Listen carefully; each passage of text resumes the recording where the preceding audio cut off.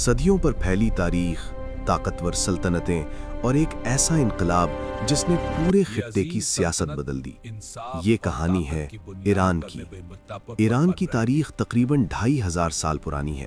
550 قبل مسیح میں ایک عظیم بادشاہ سائرس دی گریٹ نے ایک طاقتور سلطنت قائم کی جسے ایکیمینیڈ امپائر کہا جاتا ہے۔ یہ سلطنت اتنی وسیع تھی کہ اس کی سرحدیں ایشیا، افریقہ اور یورپ تک پھیلی ہوئی تھیں۔ مگر وقت بدلتا رہا۔ 330 قبل مسیح میں الیگزینڈر دی گریٹ نے اس عظیم سلطنت کو شکست دی اور ایران ایک نئے دور میں داخل ہو گیا۔ بعد میں پارتھین امپائر اور پھر سسانین امپائر نے اس سرزمین پر حکمرانی کی۔ پھر 7ویں صدی میں ایک اور بڑا موڑ آیا۔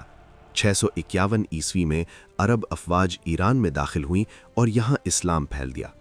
اس کے بعد کئی صدیوں تک مختلف مسلم سلطنتوں اور مقامی حکمرانوں نے ایران پر حکومت کی۔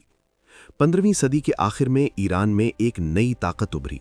1501 میں شاہ اسماعیل نے صفویڈ امپائر کی بنیاد رکھی اور شیعہ اسلام کو ایران کا سرکاری مذہب قرار دیا۔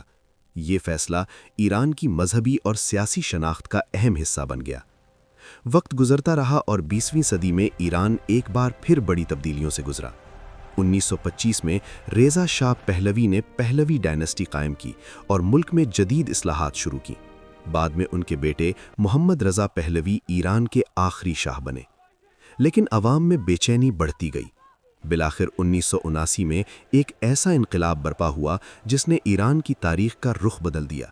یہی وہ لمحہ تھا جسے ایرانین ریولوشن کہا جاتا ہے۔ اس انقلاب کی قیادت ایک مذہبی رہنما روح اللہ خمینی نے کی۔